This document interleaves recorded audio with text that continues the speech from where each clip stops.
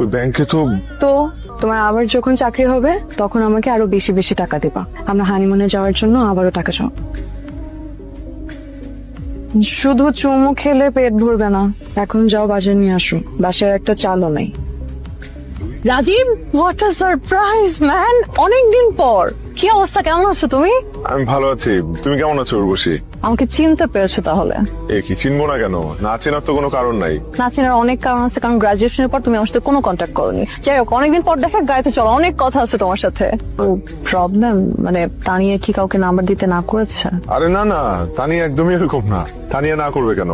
হয়েছে কি, ও আবার একটা কাজ করছে, ওর ফোনটা নষ্ট করে ফেলছে, যে কারণে আমার ফোনটা ওকে দিয়ে দিছি, ওটা ইউজ করতেছে। এখন আমার সিমটা বন্ধ। তুমি চাইলে তানিয়ার না। এক্সকিউজ দিতে হবে না, আমি বুঝতে পেরেছি তুমি নাম্বারটা দিতে চাচ্ছ। কিছুই জানি না। তুমি আগের মতোই আছো, একদম বোকাশোকা। আমি তো এখনো বিয়েই করিনি। ও, বিয়ে করো নাই? আমরা উঠি, চলো। এখনই উঠবা? আর একটু থাকো। আমি বললাম না আমার বাজারে যেতে হবে। ও রাইট, থ্যাংক ইউ। বিলটা কিন্তু আমি দিব। বিলটা তুমি দিবা কেন? এতদিন পর তোমার সাথে আমার দেখা, আবার কবে দেখা হবে না হবে, আমি বিলটা দেই। তুমি দাও বিলটা, কিন্তু এটা দেখতে কেমন দেখায় না? আমি একটা ছেলে মানুষ, আমি এখানে বসে আছি, তুমি বিল দিবা একটা মেয়ে মানুষে। বিলটা আমার দেওয়া উচিত।